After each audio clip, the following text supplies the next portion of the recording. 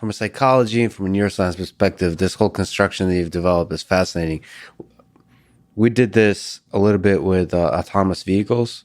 So to try to understand the decision-making process of a pedestrian when they cross the road and trying to create an experience of a car, that can run you over. So there's the danger of there. I was so surprised how real that whole world was. And the graphics that we built wasn't ultra realistic or anything, but I was still afraid of being hit by a car. Everybody we tested were really afraid of being hit by that car. Even though it was all a simulation. It was all a simulation. It was kind of boxy, actually. I mean, it wasn't like ultra realistic simulation. It's fascinating. Looms and heights. So any kind of depth, we're just programmed to not necessarily recoil, but to be cautious about that edge and that depth. And then looms, things coming at us that are getting larger. There are looming sensing neurons even in the retina at a very, very early stage of visual processing. And incidentally, the way Muller and folks learned how to not get eaten by great white sharks when you're swimming outside the cage is as they start lumbering in, you swim toward them.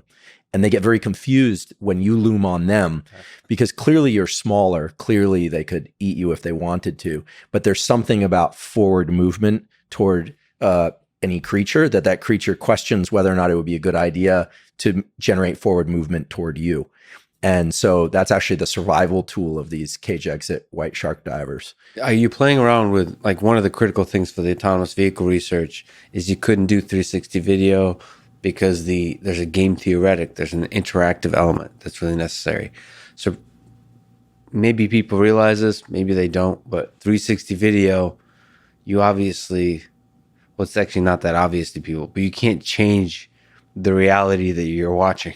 That's right. So, but you find that's like, is there something fundamental about fear and stress that the interactive element is essential for? Or do you find you can arouse people with just the video? Great question.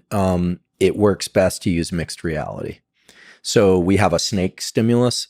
I personally don't like snakes at all. I don't mind spiders. We also have a spider stimulus, but like snakes, I just don't like them. There's something about the slithering and it creates a visceral response for me.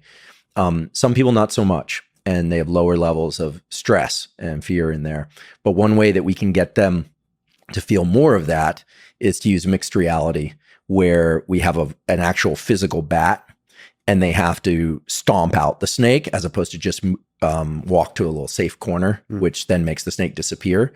That tends to be not as stressful as if they have a physical weapon. And so you've got people in there, banging on the floor against this thing. And there's something about engaging that makes it more of a threat. Now, I should also mention, we always get the subjective report from the subject of what they experience, because we never want to project our own ideas about what they were feeling. But that's the beauty of working with humans is you can ask them how they feel. Exactly. And humans aren't great at explaining how they feel, but it's a lot easier to understand what they're saying than a mouse or a macaque monkey is saying. So it's the best we can do is language plus these physiological and neurophysiological signals.